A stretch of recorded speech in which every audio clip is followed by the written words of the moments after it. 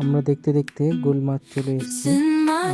গুলমার্গ আসার পথে প্রচন্ড জ্যাম হয়েছিল, তারপরে গুলমার্গ চলে এসেছি আমরা।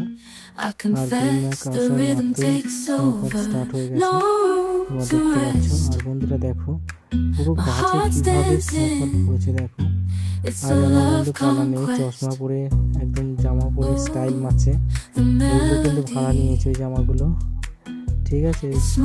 এবার আমি চলে এলাম গন্ডোলা রাইডের পাশে, সেখানেও স্নোফল শুরু হয়েছে। আর দেখো আমার মাথায় কত স্নোফল পড়ে গেছে। আর সে কি বলবো, সব কত দর্শক আনন্দ করছে। তারপরে স্নোফল তো থামছেই না হয়ে যাচ্ছে এত স্নোফল। দেখো কত স্নোফল। এগুলোর কাছে চলে গেছিলাম ফটো তুলতে, এগুলোর কাছে গিয়ে আর দেখো পুরো এগুলো পড়ে গেছে। আর তোমরা দেখতে পাচ্ছ কি সুন্দর লাগছে পরিবেশটা। তোমরা যদি কোনোদিন মনে হয় একদিন কাশ্মীর এসে ঘুরে যাবে, কারণ কাশ্মীর হচ্ছে একটা স্বর্গ, সত্যি খুব